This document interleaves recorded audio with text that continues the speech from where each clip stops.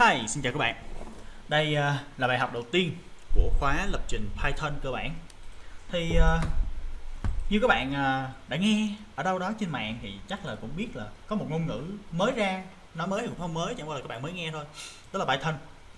Thì thật sự ở trên thế giới còn rất là nhiều ngôn ngữ mà với các bạn thì mới, nhưng thật sự là nó cũng già cỗi lâu đời rồi. Nhưng mà tại sao bây giờ nó lại hot trở lại? Tại vì bây giờ lập trình nhúng, Internet of Things nó đang lên. Và thằng Python này là một ngôn ngữ rất là mạnh để hỗ trợ cho cái chuyện là lập trình nhúng như vậy. Cái kiểu của nó khá là giống như thằng C hoặc là C cộng cộng. Mục đích ra đời của nó tác dụng là để thực hiện được nhiều tính năng nhất với chuyện là viết ít code nhất. Mục đích của thằng Python này là vậy. Và một lưu ý cho các bạn nếu như bạn nào thích màu mè, hoa mỹ mà phải có cái gì đó mà đụng chạm được, hoặc là hình ảnh nó phải rõ ràng như là thằng WinForm chẳng hạn, tức là lập trình Windows thì chắc Python nó sẽ không có được làm các bạn hứng thú cho lắm. Bởi vì thằng Python này chủ yếu là để code cái lõi, tức là code những cái thứ nằm ở bên trong xử lý chính của chương trình, như là những cái thư viện, những cái lõi xử lý chính, chứ nó không phải là cái thằng code giao diện. Lưu ý nha, cho dù nó vẫn code giao diện được bằng Qt hoặc là nhiều thằng khác, Python code web được luôn. Có khóa học Django đã có rồi ở trên hvt.com. Rồi, ở bài này là giúp các bạn biết được Python là gì và nó ra đời như thế nào và những thứ mà có thể làm được từ nó ha. Thì tổng quan về nó, ngôn ngữ Python được Guido van Rossum, không biết ông này là của người nào luôn, tạo ra cuối năm 1990. Các bạn thấy là không phải là nó là mới nữa ha, thật sự nó đã cũ rồi. Python khá là giống Perl, Ruby, Scheme, Smalltalk và TCL. Nghe xong một nùi này chắc cao lắm các bạn biết được Ruby là gì, hoặc là thêm thằng này nữa. Còn mấy thằng này nghe xong là đất biết nó ở đâu ra luôn nên kệ nó đi, tại vì không biết mấy thằng kia thì kêu giống của vậy không. Được phát triển trong một dự án đã mã mở là mã nguồn mở do một công ty tổ chức phi lợi nhuận Python Software Foundation quản lý. Python được phát triển chạy trên nền Unix. Mục đích của nó được tạo ra là phát triển trên nền Unix chứ không phải là trên nền Windows. Mà như nếu các bạn có một chút kiến thức về các hệ điều hành thì các bạn sẽ thấy rằng chạy được trên Unix là giống như có thể chạy được trên mọi nơi. Nhưng theo thời gian nó đã bành trướng sang mọi hệ điều hành, từ Microsoft DOS đến Mac OS, OS 2, Windows, Linux và một số hệ điều hành khác thuộc họ Unix. Không? Nếu các bạn để ý thì đại đa số tất cả các hệ điều hành đều phát triển từ lõi Unix lên cả, nên thành ra chạy được trên Unix là coi như chạy được trên mọi chỗ. Python là ngôn ngữ bậc cao. Nó là bậc cao chứ không phải là bậc thấp nha. Nó không phải là assembly, nó không phải cùng bậc với thằng assembly, nhưng nó có thể lập trình nhúng được. Đây là một điều rất thú vị. Tại vì nếu như các bạn dùng những ngôn ngữ mà bậc thấp để các bạn lập trình nhúng, các bạn sẽ thấy rằng đó là code rất là nhức đầu. Nhưng với thằng Python này, bởi vì nó là ngôn ngữ bậc cao, thành ra ngôn ngữ của nó rất là tự nhiên. Tự nhiên tới mức mà tới khi các bạn học, các bạn sẽ thấy ông nội nào mà tạo ra cái ngôn ngữ này có vẻ đầu óc cũng tồ lắm luôn. Tức là tự nhiên một cách quá tự nhiên Có hình thức sáng sủa, cấu trúc rõ ràng, thuận tiện cho người mới học lập trình, cho phép người dùng viết mã với số lần gõ phím tối thiểu. Tức là bạn gõ rất là ít nhưng mà ra được mã, cảm giác như là cho trẻ em học vậy. Nhưng mà nó không phải là dùng cho trẻ em không thôi đâu. Nếu như các bạn để ý về thị trường thì các bạn sẽ thấy Python có thị phần rất là lớn. Nhưng các bạn sẽ có một số bạn nhảy động lên kêu ô thế méo nào ở Python Việt Nam tuyển chắc được vài công ty tuyển, lâu lâu mới thấy được 1-2 tin gọi là có tuyển. Nhưng các bạn quên rằng các bạn đang ở trong cái ao Việt Nam. Các bạn quên rằng là Python nó rất là phổ biến ở ngoài thế giới. Cũng giống như sẽ có nhiều bạn kêu ô lẽ ra thằng Java nó sẽ là ngôn ngữ mạnh nhất, được phổ biến nhất. Nhưng thật sự JavaScript nó mới được sử dụng nhiều ở ngoài thế giới. Và bây giờ các bạn thấy đó, Node.js, React Native đều sử dụng lõi là JavaScript mà lên. Đúng không? Cho nên nếu như các bạn đánh giá vào những cái biểu đồ mà các bạn nhìn thấy các bạn phải xác định là nó xác định dựa trên cái tập hợp nào, tập hợp ở trong Việt Nam thôi hay là tập hợp ở thế giới. Và nếu các bạn chỉ đánh vào thị trường Việt Nam thì các bạn phải xác định là ngôn ngữ nào nó phù hợp ở Việt Nam. Cho nên các bạn đừng thấy thằng Java nó phổ biến có nghĩa là các bạn sẽ chạy được ở Java ở Việt Nam. Lưu ý nha, đây là một cái lưu ý mà rất là nhiều bạn mắc phải, rất nhiều bạn bị sai. Và Python ở nước ngoài sử dụng rất nhiều. Và cũng có bạn gửi email tới mình, bạn ơi mình có một cái dự án web Python này bây giờ cần outsource, bạn có kiếm được người như mình hay không, hỗ trợ mình bla bla gì đó. Đó. Và rất là nhiều cái như vậy nữa. Và cũng tương ứng luôn, có rất là nhiều bạn nhảy động lên kêu là tại sao bây giờ phải đi học WF làm gì trong khi mình đã có WinForm rồi. Nhưng mà xin thưa với các bạn luôn, kinh nghiệm của mình đã làm. Thứ nhất, làm ở trong app shop nó không xài WinForm nữa, mà các công ty lớn á, từ thằng Danfield nó nhảy thẳng lên WF, không đi qua WinForm nhé. Một cái. Thứ hai, các công ty lớn ở ngoài, tức là nói là ngoài Việt Nam á, nó dùng những cái nền tảng mà lập trình Windows đều dùng WF. WinForm là một thứ đối với họ đã là cổ lỗ sĩ rồi. Còn Việt Nam mình vẫn cứ bám theo Visual Basic. Là các bạn thấy Việt Nam mình đi chậm tới mức nào chưa? Rồi, cho nên nếu các bạn tin tưởng, các bạn cứ học theo những thứ mà HK Team hướng dẫn thì các bạn biết chắc chắn nó có ích. Còn những thứ mà không có ích, tụi mình sẽ không hướng dẫn làm gì. Ok, đây là biểu đồ cho các bạn thấy được là cái sự phổ biến của các ngôn ngữ lập trình năm 2016. 2016 mà Python nó đã chiếm thị phần như thế này rồi, thì các bạn nghĩ tới năm nay Internet of Things bắt đầu phát triển còn mạnh nữa thì Python nó sẽ lên tới đâu? Tại sao người ta không dùng C? C mạnh thật đấy, nhờ Python xài đã hơn. Được. Rồi, tại sao nên học Python nè? Trước khi học ngôn ngữ này, ít ra bạn cũng nên có chút hiểu biết sơ lược về ưu điểm của nó ha. Rồi, chúng ta hãy cùng tìm hiểu một số ưu điểm của Python nhé. Cú pháp dễ đọc dễ hiểu thì đại đa số ngôn ngữ bậc cao đều thế. Thư viện phong phú, và thư viện của nó là có đường dẫn ở đây, python.org. Cộng đồng sử dụng lớn chắc luôn. Ở Việt Nam ít thôi nhưng mà nước ngoài nhiều lắm. Mà các bạn nếu học từ bây giờ, các bạn sẽ giống như là đi trước thời đại so với Việt Nam vậy đó. Nói thiệt, không đùa đâu. Lương của lập trình viên Python cao chắc chắn luôn. Nhưng các bạn lưu ý đây nè, cũng quay lại một cái chuyện vấn đề nhức nhối vậy đó. Lúc nào các bạn cũng nghe các công ty kêu là tuyển lập trình viên không ra, đúng không? Rồi các bạn lại nghe thêm một luồng nữa là lập trình viên ra trường không có việc làm. Tại vì á, hai cái đó nó không có điểm giao nhau, là bởi vì người ta cần người có khả năng. Và những bạn ra trường không có việc làm là những bạn không có khả năng, hoặc trình độ thấp quá. Học cho có bằng thôi, mà nói thiệt học cho có bằng thì nó quá là tầm thường. Học mà làm được ra sản phẩm á, tại vì nhà tuyển dụng mà tuyển các bạn á, là tuyển các bạn làm ra được sản phẩm, làm ra được cái thứ mà tạo ra tiền hoặc của cải hoặc vật chất, chứ không phải là mua cái bằng của các bạn.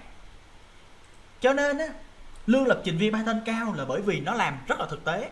Những cái thứ làm được với Python rất là thực tế và tạo ra những sản phẩm có tính thương mại rất cao. Đặc biệt là nó chủ yếu làm trong phần nhúng, làm những cái tool mà những cái đó nếu mà chạy không được là chắc chắn các bạn không thể lấp liếm được ha. Rồi, những điều mà Python có thể làm được: lập trình web. Lập trình web dùng Django, hackerteam.com đã có ha. Đây chỉ luôn. Nhiều khi có nhiều bạn còn không biết sử dụng website hackerteam.com là để làm gì nữa. Rồi, hackerteam.com, hackerteam đơn giản ha. Do mình đang tải 2 game một lúc cho nên là nó hơi nặng một xíu, các bạn đấy. Rồi thì các bạn vào đây, các bạn tìm chữ Django, nó load chưa kịp á. Đó thì các bạn sẽ thấy nè, tạo project Python Django, sử dụng mô hình MVC Python Django. Đây chính là lập trình web với Python. Các bạn có thể tham khảo ở đây nếu như các bạn đã biết Python rồi. Ok, tiếp tục quay lại. Rồi đó là lập trình web. Và các bạn thấy những website mà sử dụng Python nhìn vô toàn là tên ông lớn không ha. Nhìn vô không cần phải nói nhiều. Ok. Rồi, data analysis, machine learning. Cái này thì có vẻ là nếu như đối với các bạn là một phạm trù khá là xa, nếu như các bạn chưa từng học tới. Thường những cái này á, một là các bạn học trong trường đại học, phải mất đại học trở lên nha, cao đẳng không có. Hai á, là các bạn sẽ phải có khả năng tự tìm tòi nghiên cứu, đọc sách hoặc tài liệu nào đó mà sử dụng được thằng này thì các bạn đó sẽ nói là rất là giỏi. Tại vì những thằng này tự học cực lắm, cần có người hướng dẫn. Machine learning, data visualization. Những thằng này á, nó khá là mới, tên này khá là mới, nghe vào là nghe có vẻ cái gì đó nó rất là xa xôi đúng không? Rồi, Google Cloud thì cái này cũng không nổi xa lắm. Email and video analysis, cái này thì đơn giản hơn nè, tại vì thằng Python này có những thư viện hỗ trợ rất là mạnh. Nhưng mà bạn nào mà tốt hơn khi học á, các bạn sẽ bắt đầu xử lý, tự mình xử lý luôn, ít cần thư viện nữa. Lúc đó các bạn sẽ thấy nó rất là sướng, và lúc đó các bạn sẽ thấy level của bạn sẽ lên vài bậc. Rồi tiếp theo là lập trình robot. Đây, rất là đơn giản thôi, có một cái mạch Arduino lập trình robot giống như kiểu để cho các bạn luyện tập á. Sau khi các bạn quen rồi, các bạn không dùng tới mạch Arduino nữa mà các bạn học PCL, những con chip điện tử. Sau đó các bạn tự tạo mạch cho các bạn tự ráp chip cho các bạn, sau đó các bạn tự tạo ra con robot cho các bạn. Nó không có khó như các bạn nghĩ đâu ha, thật sự nó dễ để tạo ra, nhưng mà để trở thành một sản phẩm thương mại hóa sẽ rất khó ở cái chỗ đó. Còn tạo ra một sản phẩm dễ lắm. Nhưng mà các bạn tưởng tượng tại sao hàng Trung Quốc với lại hàng chính hãng luôn có một cái sự chênh lệch rất là lớn. Tại vì hàng Trung Quốc nó tạo ra sản phẩm thương mại được nhưng mà giá rẻ, bởi vì những thứ bên trong của nó, những thứ quan trọng để tạo ra độ bền, để tạo ra chất lượng của sản phẩm á, nó rất là dở. Một con robot như thế này các bạn thấy nè, nó như thế này. Nếu mà hàng chính hãng chắc chắn giá nó sẽ rất là cao, nhưng mà nếu mà hàng mà do các bạn tự làm ra chẳng hạn, nó sẽ không bằng hàng chính hãng. Tại vì hàng chính hãng các bạn quăng đi chẳng hạn, nó không bị đổ vỡ, không bị bể. Tại vì sao? Chất liệu nó tạo ra giá cao. Rồi tiếp theo giả sử các bạn chạy với công suất cao được, còn con robot các bạn mà ráp vô công suất cao chạy không nổi. Chưa tính tới chuyện là độ nhiễu của các mạch điện tử trong đây. Tại vì tất cả dòng điện đều có điện trường, mà điện trường khi chạy qua nó sẽ nhiễu. Thì robot bạn liệu còn chạy được hay không? Hàng chính hãng lại chạy được. Rất là nhiều điểm nó sẽ tạo ra sự khác biệt ha. Cho nên Arduino là để cái thứ để cho các bạn học lập trình cho người bắt đầu về điện tử, để cho các bạn tham khảo. Về sau đó nếu các bạn muốn tự tạo ra cái gì đó lớn, ngon lành thì tự học mạch, tự ráp mạch cho mình. Đó là một lưu ý nữa. Lập trình game, ta-da, hành chán ha. Rồi lập trình ứng dụng, cảm giác như là thằng Python này là làm cái gì cũng được đó. Ứng dụng lập trình với Python có thể chạy trên nhiều hệ điều hành ha, như là thằng supply test. Và trong series này chúng ta sẽ sử dụng thằng supply test này để lập trình Python nhé. Đây, bảo mật và mạng máy tính. Cái này là càng xa nữa, thông tin về nó càng ít nữa nên cũng chẳng giới thiệu các bạn nhiều, chỉ biết là như vậy thôi. Rồi ở bài tiếp theo mình sẽ hướng dẫn các bạn cách cài đặt môi trường để làm việc với Python nhé. Cảm ơn các bạn đã theo dõi bài viết. Hãy để lại bình luận hoặc góp ý của mình để phát triển bài viết tốt hơn. Đừng quên luyện tập, thử thách không ngại khó. Cảm ơn các bạn. Bây giờ chúng ta cùng chạy ví dụ nha.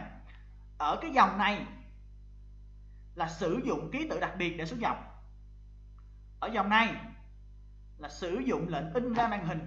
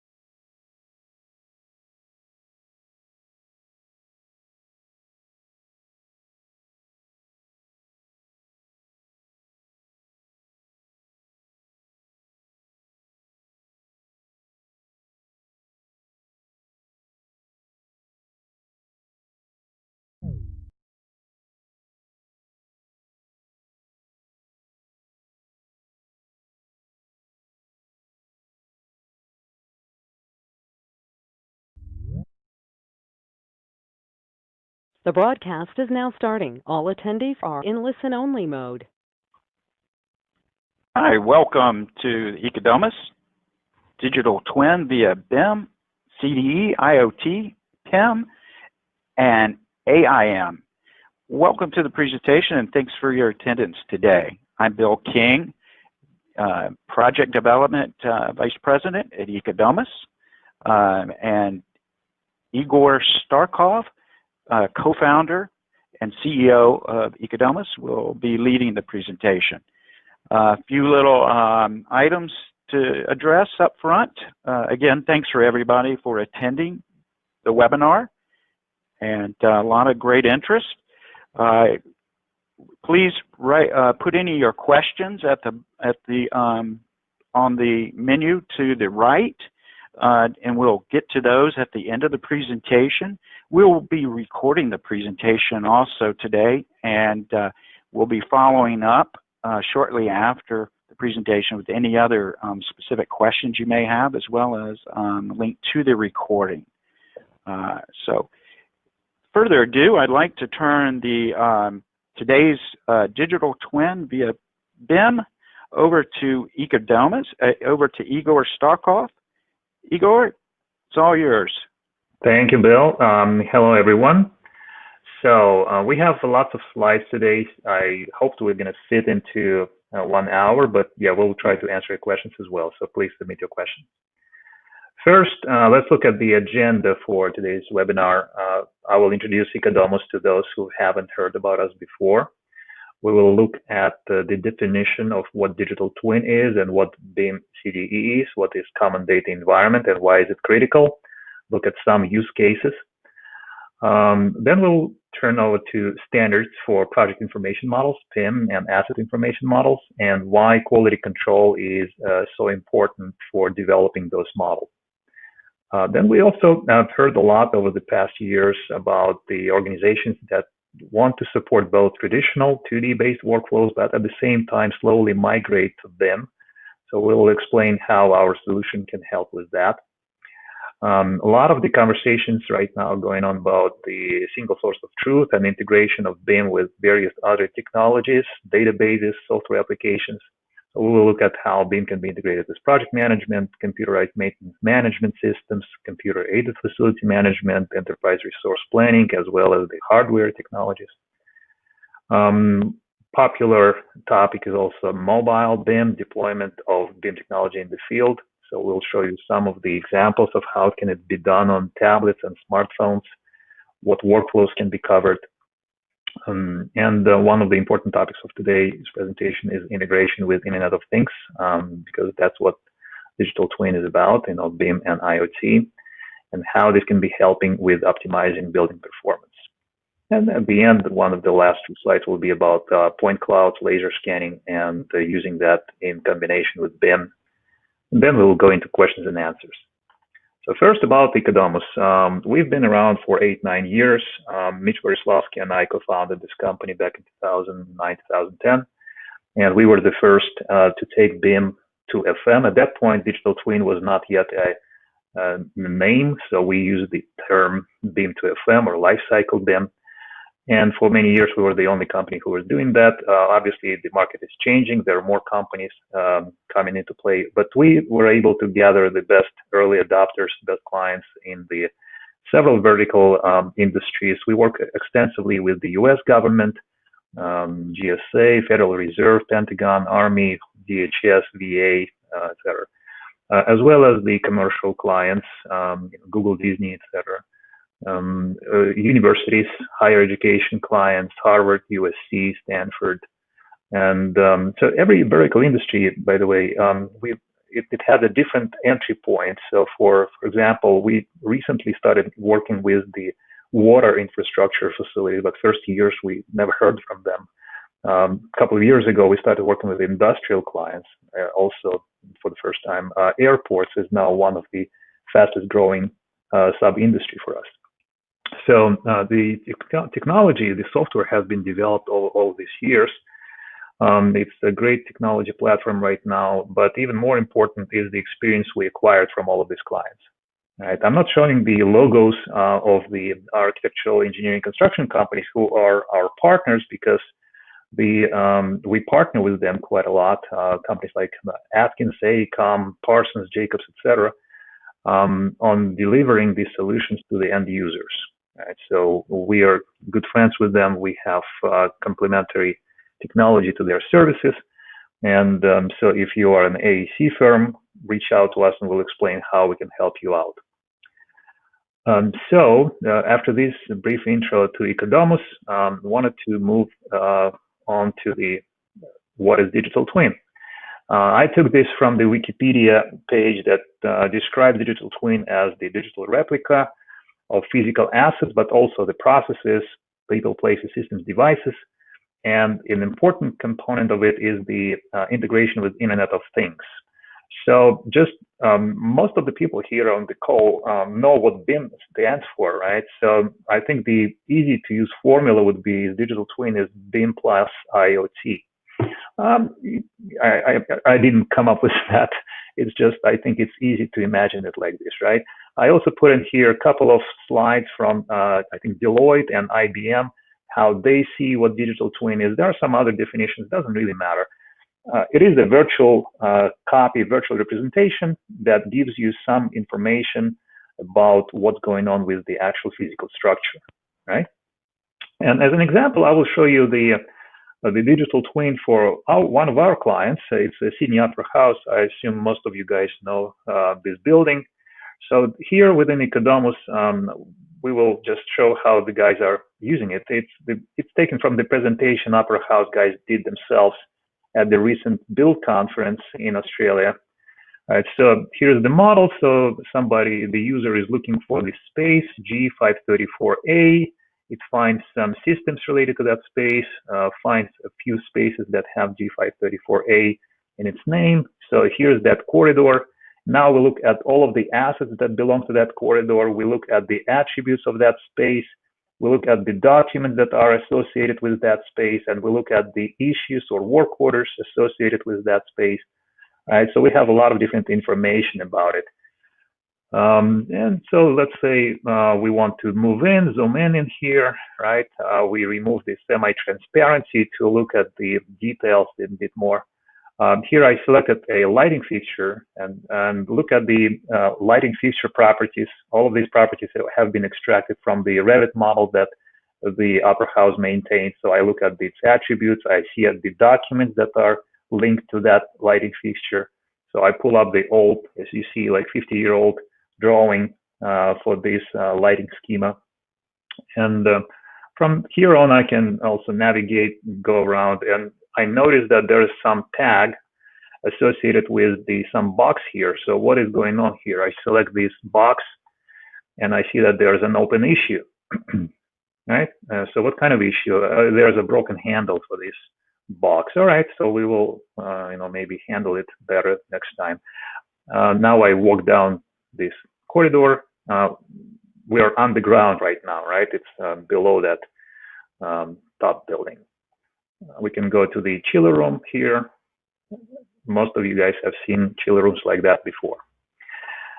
Okay, so this is just now we go into the stage, right? Turn on the layer with the chairs. We can review what the chairs are, or just walk this down this corridor and going back outside. All right, so this is what BIM provided the Opera House. And now we can just take as an example one of the rooms here and navigate within this room and look at some of the objects. So I see here there's a box. What is it? It's the secondary heating water pump, right? And I believe I have some data linked to it from the sensors.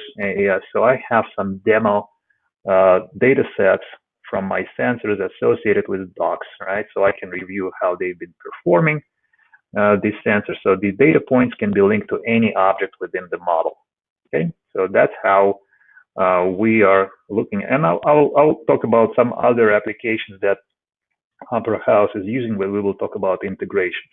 But this is just an example of a digital twin as we can see it can be used. Why would we need it, right? Why would anybody need it?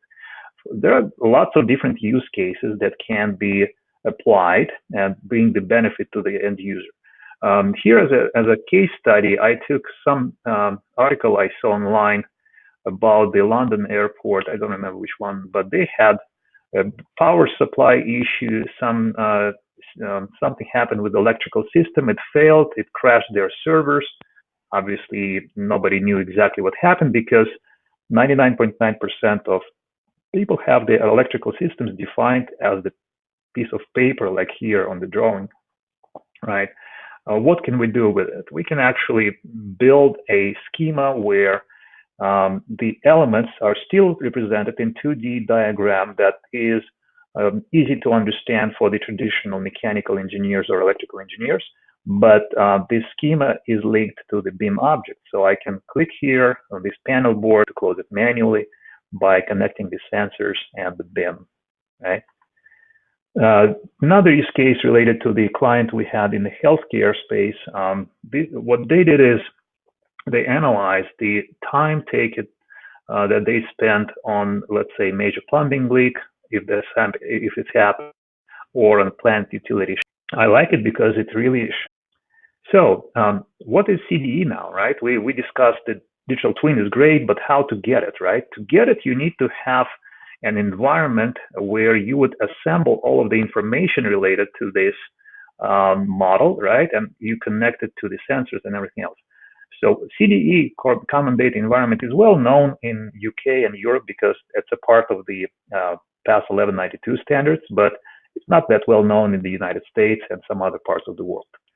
Right. So CDE is a central repository where all of the facility information is housed. Contents can be not just limited to the assets, but also includes the documentation, graphical models, and pretty much everything.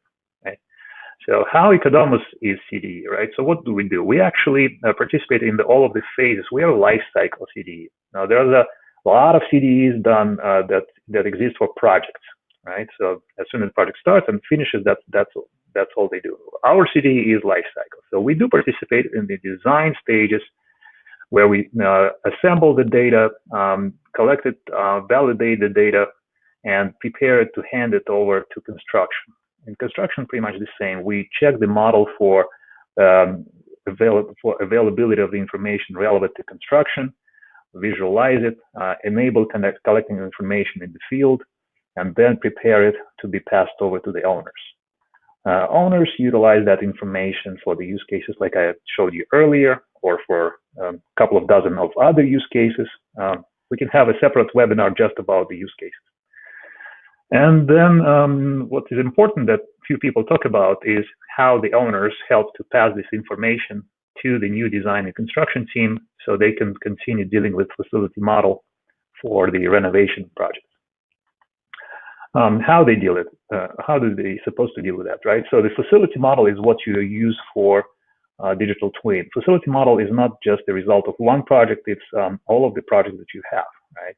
Typically, it's created based on the record model, and the record model is based on the design model updated to construction as built conditions and verified. A lot of people in this industry call it LOD 500 or level of development 500, which is the level 300 verified using LOD 400 to get the record model. Some of our clients, I would say the most advanced clients, are able to not just build one model, but to maintain it throughout the life of the building. So as you see in this example, using native Revit capability that everybody can use, by the way. These clients specifically, Howard Hughes Medical, have been able to maintain all of their existing and past projects as well in the single model. So they can always go back and review, when did we change this piece? Oh, that was the 2007 transgenic mouse wet stamp laboratory. That's how this information changed, right? So they have the complete history of the building, and imagine the value of the building where you know everything that happened, right? It's the same as when you get a car.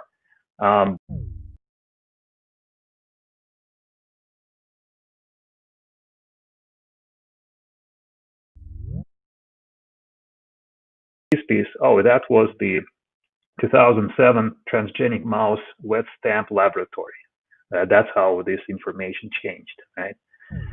So they have the complete history of the building, and imagine the value of the building where you know everything that happened, right? It's the same as when you get a car and the seller gives you all of the oil change documentation and everything is clear what was going on.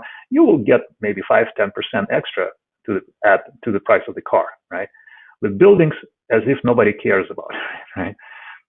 So definitely is valuable to have the historical information about it. It definitely increases the cost of the building, the price, the resale price. Here's the same facility. One interesting fact here is that this model was developed for the existing building. It was not built from BIM from scratch. This was done over a period of 2-3 years. They didn't rush it. It was a background activity for the client, but they were building this model as they had time, as we were helping them with it. So it's a complex building, as you can see, curvy. I don't think there was a single 90-degree angle here, but all of them pretty, very highly accurate, and all of the systems have been connected. So what we're doing right now is connecting all of these VAV boxes, data that was calculated in Revit as supposed to run, right? We're linking it to Siemens Apogee BAS, and now we are seeing how it's supposed to run versus how it's actually running right now. So the end user can analyze what they need to do with it, right? What kind of standards exist for all of this work, right? We showed you the benefits and how it's supposed to be built. The standards that we like are primarily based on the UK 1192 standards. That's where the definitions for asset information requirements come from, asset information model, project information model, etc. US National BIM standard, I would say it's okay, but nobody's following it. I know because I was part of creating it. It's a bunch of volunteers, spent some time, did it, but obviously we didn't have a significant financial support that British guys had. So what typically is important when you develop these information models? What kind of requirements? You need to define the asset types that are relevant to your use cases, right? What kind of attributes you want to collect? What kind of document categories you have? How you're going to be collecting this data? How you can be preparing when this data is going to be collected? Not obviously, we don't want to do this at the last minute, right? We want to do it throughout the whole thing in order to establish the quality control properly. Who is going to be collecting this data, right? It's not just, oh, that BIM guy in the corner, he needs to do it all. It's impossible, right? If you need to collect the project information model correctly, then you need to have a lot of people involved, all right? The best way to enter data is at the point of origination. If it's the architectural data, it needs to be entered by architects. If the field data, it needs to be entered by the field guys, right? Not just one single BIM guy who will do it. And where does the data be collected? Everybody likes Excel. Well, of course, Excel is free, right? But you spend more time and it's becoming more costly in the end than using a professional dedicated software for that. So I will definitely recommend for those of you who haven't seen the UK standards to review what the asset information requirements are, AIM, PIM, and how they are all related, right? Now let me show you some examples of how this data is all being collected. First of all, yes, this schema is what you probably have seen before. This wedge schema is BIM level 2. Right now, as been mandated in the UK, everybody talks about level 3, but it hasn't been formalized yet. So where we are right now is where the red line here is everybody is more or less comfortable with level 2, but don't know what to do with level 3. Level 3 is actually going to be a pretty interesting thing. It's going to be, it's looked at as an integrated web services BIM hub where all of the applications talk to each other in real time using web services. We were doing this from the beginning, so using web services and doing the integrations and collecting all of the data. That's why we believe this is pretty much doable even now without waiting for the BIM level 3 to be formalized. So this is a good schema to show the PIM, project information model, and asset information model, right? So it starts in design, goes through construction, into handover, and then into operation maintenance, and then starts again, right? The good thing about the standards, the ISO standard was just approved, I believe, in December of 2018 for ISO 19650-1 and -2. Two of the sub sections of the standard have been approved. The third one, 19650-3, is now under development. So 19650 is about the handover, and 19650-3 is about operational use. The standard, the ISO standard, is based on the UK standard, so it's pretty much the same as 1192. It's just internationalized. So if you are familiar with 1192, it's going to be easy for you to move to ISO 19650. So yeah, so these standards are important because that's how the whole world is going to be doing the BIM and preparing the digital twins. So even if you're not based in the UK, I would suggest you guys look at it in more details. We like open standards because we were involved with them for a while. Some of you know that we were the first COBie certified middleware, and we were promoting COBie quite actively. We still promote it. It's just one of the toolkits that we work with.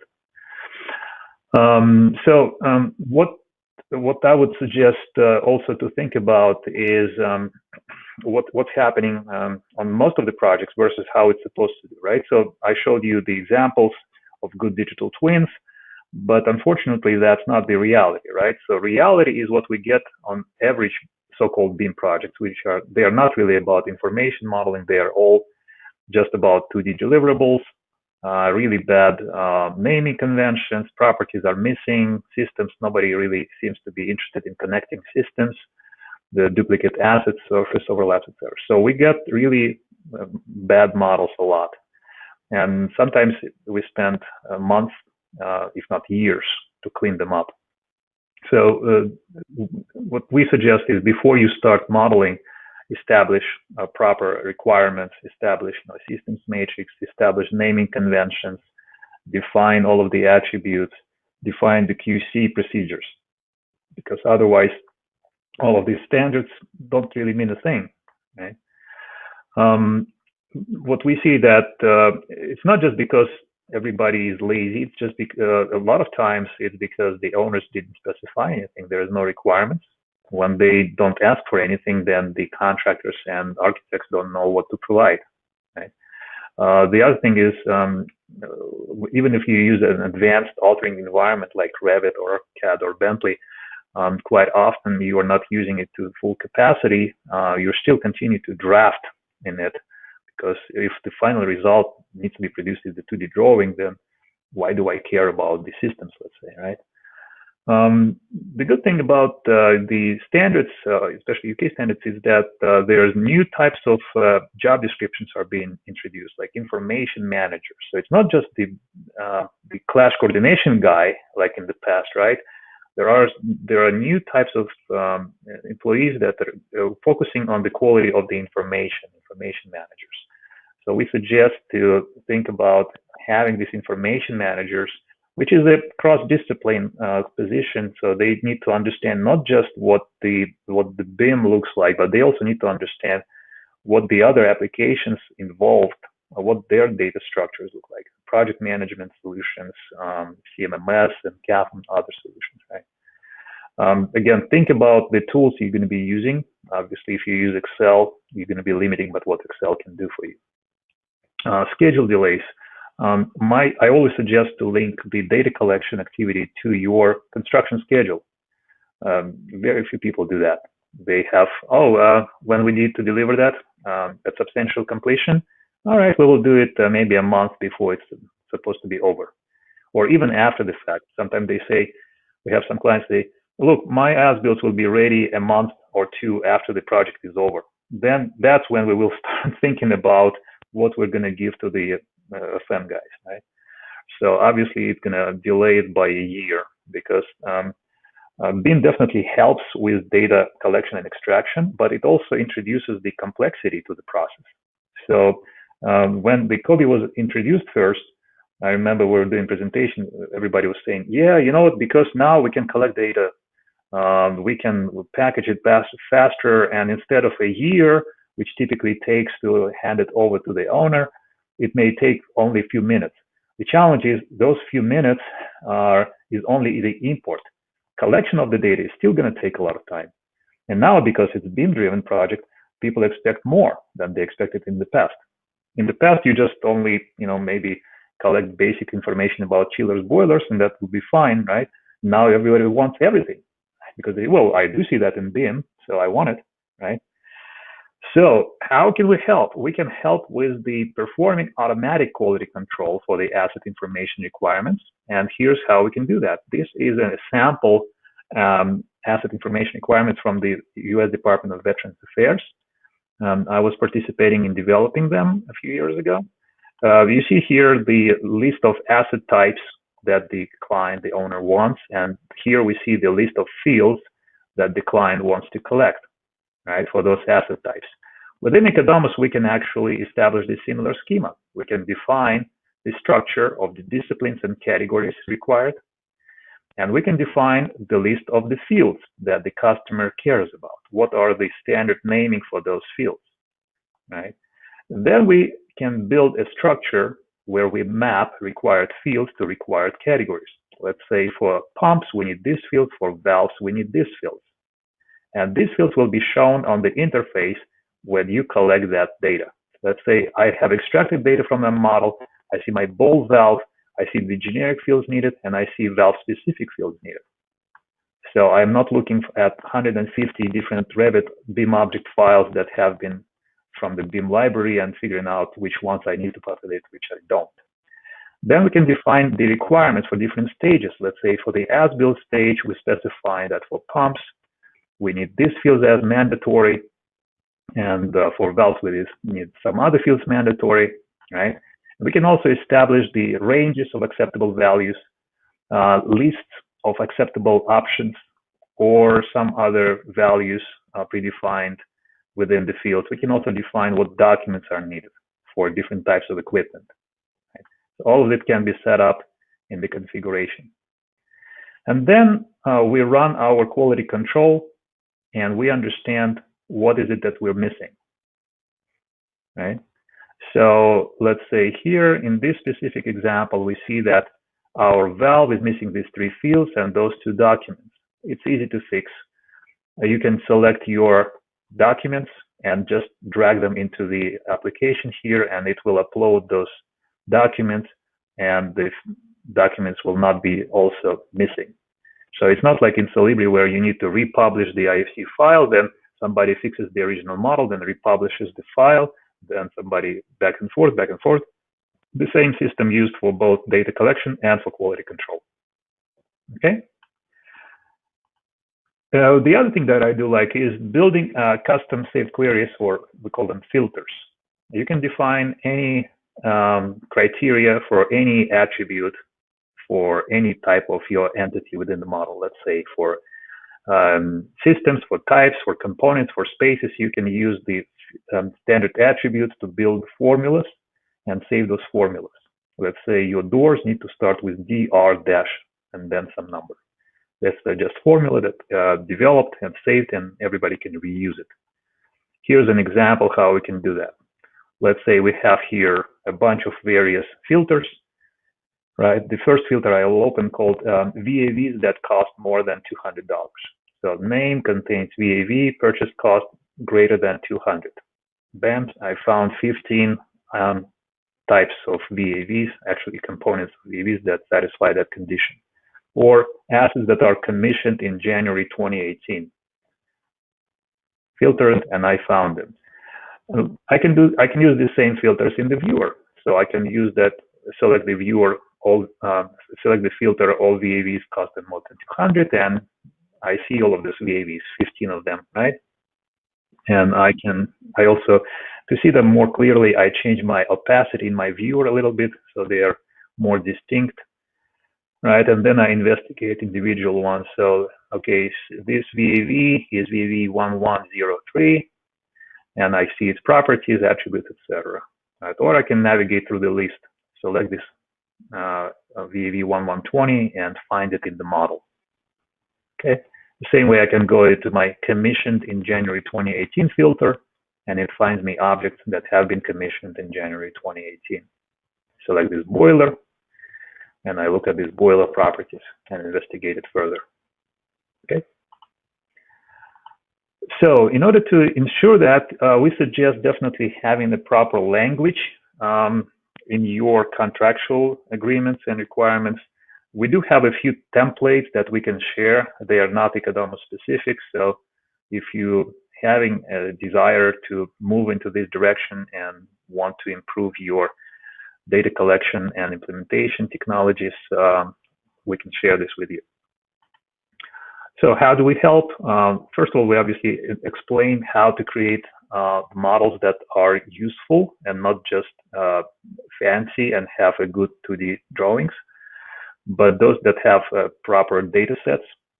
We provide the technology to ensure those data sets are satisfying the conditions. We optimize the work of multiple contractors and subcontractors. So you can extract only the section related to mechanical subs or only to electrical subs and make sure that they are entering the right data. You have the means to exchange to communicate with them about the missing attributes and making sure that they understand what needs to be fixed. And we also provide different ways of data entry. So online app is one way, but you can also provide them with the mobile tools like iPad and smartphones, or you can, even if they say, no way I can do anything except for in Excel, that's doable as well. You can extract the Excel file from the federated database, update that Excel file, and re-import it again. So now let's look at the traditional 2D workflows. Because even though it's not really about BIM, how we typically look at it, right? We still have to deal with the 2D documents and files and understand how to manage it.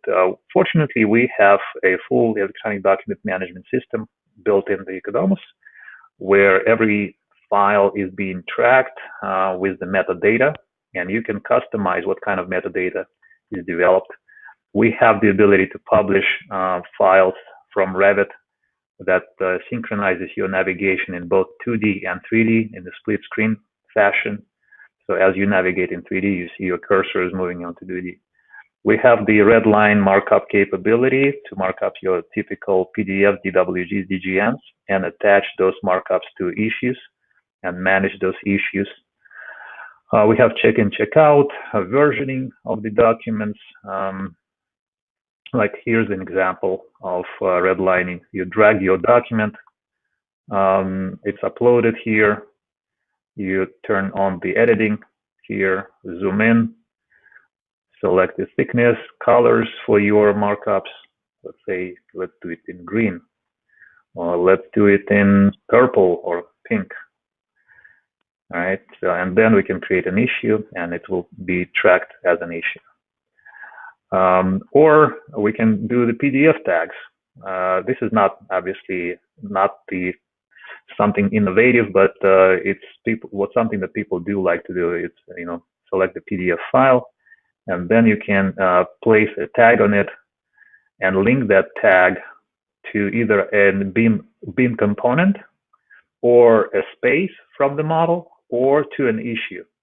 And then next time you can jump from here, from the tag to the asset profile page, to the component profile page.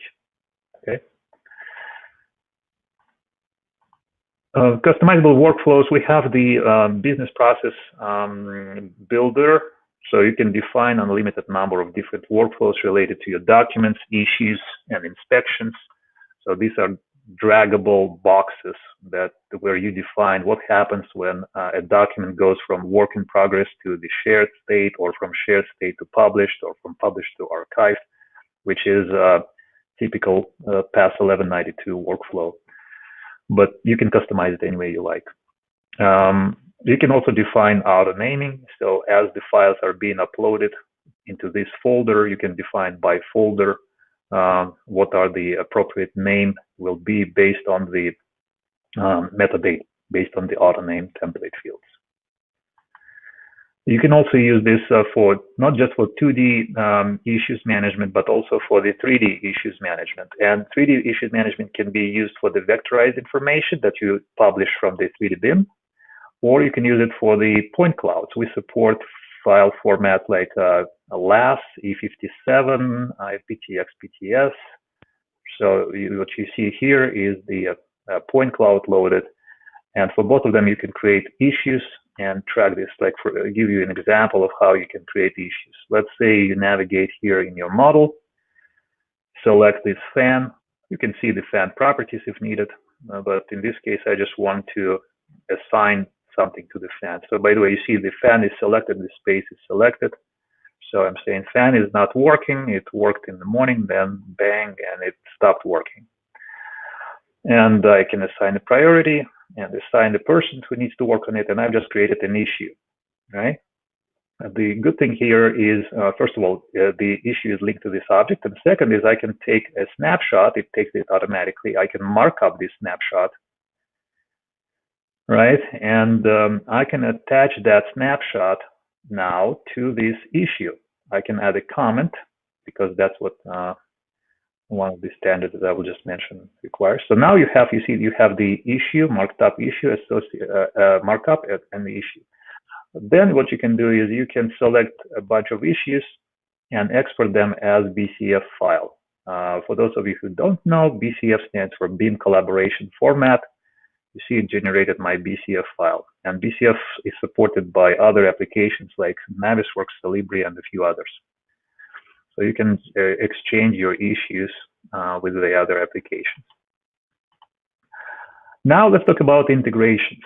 That's the complex slide. I understand it's a lot of it here, but I want to explain it. A lot of attempts have been in the past about integrating something with something else, like Maximo with Johnson Controls, or Procore with BIM, or Tririga with Revit, etc.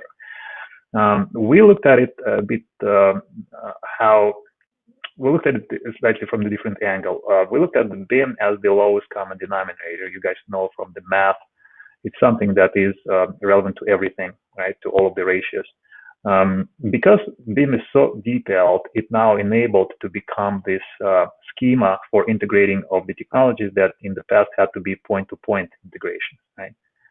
So we take the data, let's say, from the geometry authoring applications. People call it BIM application. I don't like to call it because they don't really do anything with information modeling. They primarily do geometry modeling. We take that data, geometry data, collect it, integrate it with the other sources of data, let's say with project management tools, or SCMMS CAFM tools, or with the sensors from the SCADA or BAS, electronic document management systems, ERP systems.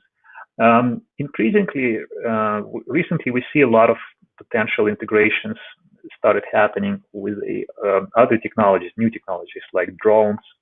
So we're doing right now a pilot project with the indoor navigation drone based on the BIM, and we're doing like space mapping, etc. We are now doing vibration sensor integration, CCTV, video streaming, augmented reality. Everybody's asking us about AI, even though nobody's going to do it, but everybody has to ask. Predictive maintenance, etc. So there are so many new opportunities here that the head is spinning, but it's doable. My personal feeling is that technology is now far ahead of what humans can absorb. So I would suggest we look carefully first in terms of what we want to implement versus what is doable, because everything is doable now, guys, everything. It's just need to be careful.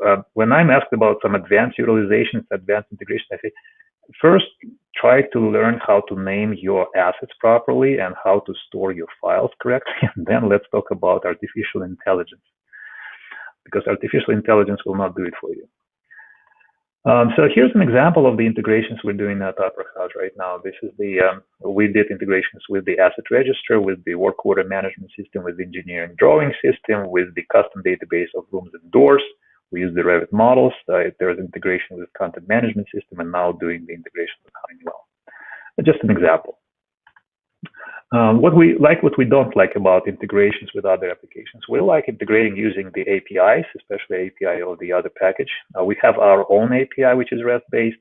We don't like integrations using the files, especially using the plugins that, like, for example, the popular free Kobe toolkit for Revit. It's nothing bad about it. It's just not the best technology for doing it, because it's a one-way upload of data, and usually the model rarely is in good state or condition to be extracting data anyway. We typically, when we do the integrations, we do data field mapping, we do bidirectional integrations all the time. We can embed links that are opening our application in the viewer straight away. Let's say you are in Maxima at the profile page of air conditioning unit 1. So you click on the page and it takes you straight into the AC1 viewer within Economos. Right? Here's another example of integration with Primavera Unifier. It's a project management toolkit as well as the facility management toolkit. So let's say you have your Revit model here. Revit has our BIM connector plugin, which helps you to select the data from the model, which data you want to extract. Obviously, you don't want to, let's say, extract annotations, right? So you select what assets you want to extract and send them from Revit into Economos database. You publish the 3D geometry from here into Economos, right? And now you have the virtual copy inside of Economos. From here on, you can publish it downstream to the other applications. Right, here's your AC unit. These are the properties, and now we are in Unifier. So we can populate Unifier assets using this integration, or we can also exchange data with Unifier project controls. Unifier also deals with both projects and the facilities, right? So we can exchange the submittals, and we can build the asset register within Unifier as the submittal register is based on the BIM types. So each time a subcontractor uploads a document inside of the Unifier, we can see that linked automatically to the BIM entity. So when we extract the data, nobody needs to manually associate assets and documents. Here we generate a Kobe file here, and the submittals are linked to the assets. BIM.js integration, also a popular topic recently. Here's an example of what we did in the past, and I'll show you what we're doing right now. Let's say here we go into the campus. This is the Google building here, right? So we look at the satellite view, see those air conditioning units here, right? And now let's go to that profile page within Economos, right? We see that facility, some basic data, documents related to that facility. Now let's look at that facility in the viewer. And here's the same facility now with BIM. And from here, we can jump into individual location. Let's say we go into the kitchen. And now we navigate here within this kitchen. Okay, so we went from the bird eye view down to the coffee maker view. We also started supporting CityGML because more and more customers talk about the cities. We have a couple of clients that cities, not just individual buildings. So we started supporting CityGML and Indoor GML, which are open standards from the Open Geospatial Consortium, OGC. So here's the campus of the University of Southern California done in CityGML. As you see, these buildings are just LOD 100 level buildings, just the basic information about it, like total square footage or whatever. But we can, within CityGML, we can define also the floor properties or building properties or individual floor properties. And from here, you can so-called explode the model to navigate into full LOD 500 BIM. By the way, this building that you see, this is the School of Cinematic Arts, our first project ever with the USC 8-9 years ago, which was the picture that you saw on my front page where I was introducing the company. So now let's move quickly to BIM mobile. We have only 10 minutes left. So a quick screenshots of the iPad application. We have Economos Mobile on iPad. You can scan QR barcodes or use RFID, find assets, review their attributes or edit those attributes. You can have access to your documents. We support also folders and the document views and markups. You can create and manage issues related to some objects, fill out the forms. You can create custom online forms and then use them on an iPad. You can schedule inspections online and use them, fill them out using the forms on an iPad. Here's also a quick video of your navigation within an iPad. Let's say here's the concrete inspection. Right, we're going into the same building, and let's say we have some concrete slab in front of the building that has some challenge. All right, so here's that slab, and we create a work order crack in concrete, take a photo, attach the photo to it, and now we're done. Right. Similar approach we can use on smartphones. We support Android and iPhone. Here's an airport. And so it's an airport in Saudi Arabia. So I can select an object here, see its properties, change the properties, or create a work order for that. Let's say it hasn't been installed correctly. Okay. Internet of Things, quickly about it. Everybody talks about Internet of Things, but few people define what things they are trying to connect using sensors. Our approach is exactly describing those things, right? That's what BIM is. So every thing in the model is what we collect information about, and then we connect it to the other things, to the other sensors. Here's an example from Switzerland. It's a research institute, Nestempa. So let's say we find some asset here, and I see that asset in my model, but I also have the information for this asset collected over the period of time.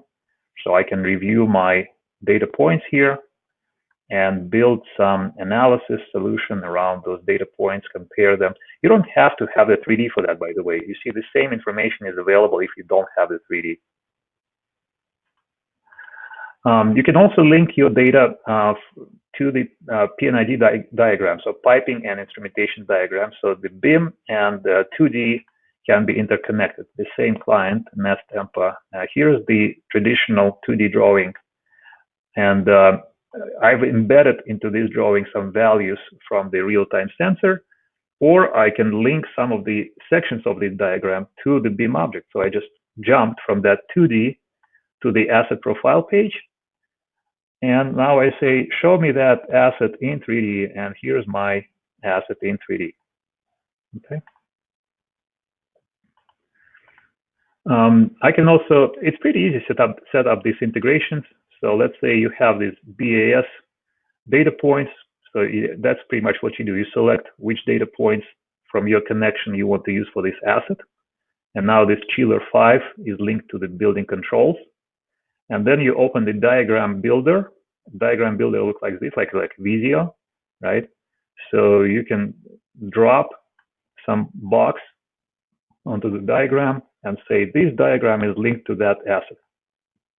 And now your diagram shows this asset embedded. So it's pretty simple. Okay, quickly about laser scanning. We supported, I mentioned earlier, E57 and LAS. We also worked with Leica supporting the TrueViews. We can tag assets within the TrueView, so you can click on this red dot and it will pull up the values for this asset that you specified. Here's some of the use cases, potential use cases. Let's say you have your work orders, let's say pump, that is making some noise and smelly. So you jump to the pump profile, and then you're saying, well, show me that pump in my viewer. And it will load that TrueView and will find within the TrueView where that pump is located. So you can identify this pump, right, and pull up its properties. And also, in addition to properties, you can see its documents. So all of that information is going to be available to you. Okay, now we go into questions and answers. Again, my contact info, Bill's contact info. You can read more about us in the books. I mentioned one of them already, BIM for Facility Manager. This is a 4-year-old book. This book was published about 3 months ago, BIM Handbook. Most of you know this. So this is the #1 book in the industry. 3 out of 11 case studies are from our projects. So Howard Hughes, Stanford, and Medina Airport are covered right here. Now let's look at what we have in terms of the questions. Can vendors upload bill of materials and parts 3D data into the model BIM data?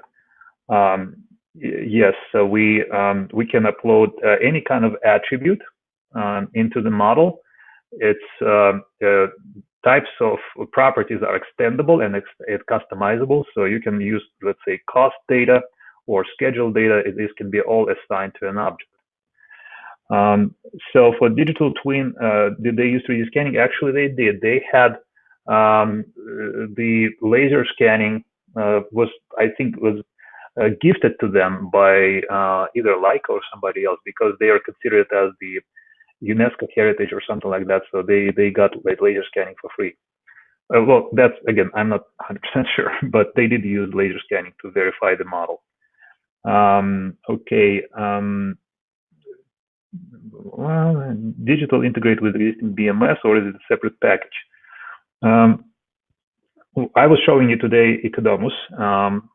We can call this digital twin, or we can call it any way you like. It is integrated with BMS, but our software is our software, so it's a separate package. Are we using digital signature? Not sure what digital signature is.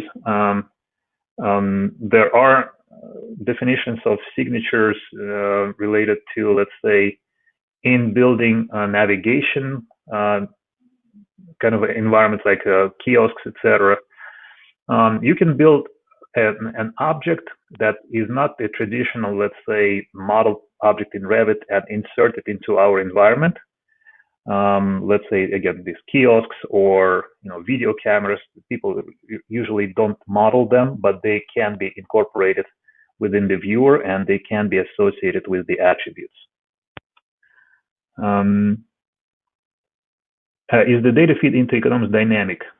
It depends on the integration. So some integrations are dynamic, some of them are batch mode, right? So you can specify, let's say, this data every 5 minutes needs to be updated. This data should be updated every once a day, right? So that's, and some of the building controls are every 30 seconds, right?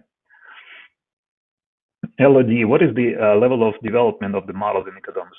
Whatever model you import is going to be presented. Like, so if you import LOD 100 model, you will see the LOD 100 model. If you LOD like 500, it will be LOD 500. Rough order of magnitude cost. So we have some, our software has a standard retail price. We can share with you our price list by email. Most of the implementations are slightly different from one project to another, so we need to look at the scope of work, like what do we integrate with, whether it's just the default functionality that we have off the shelf, or you need to do something additional to what we already have, what kind of training, number of users. So that's all the factor when we develop the pricing. When using 3D scans with Ecodomus, can you use the point cloud similar to a Revit generated 3D model?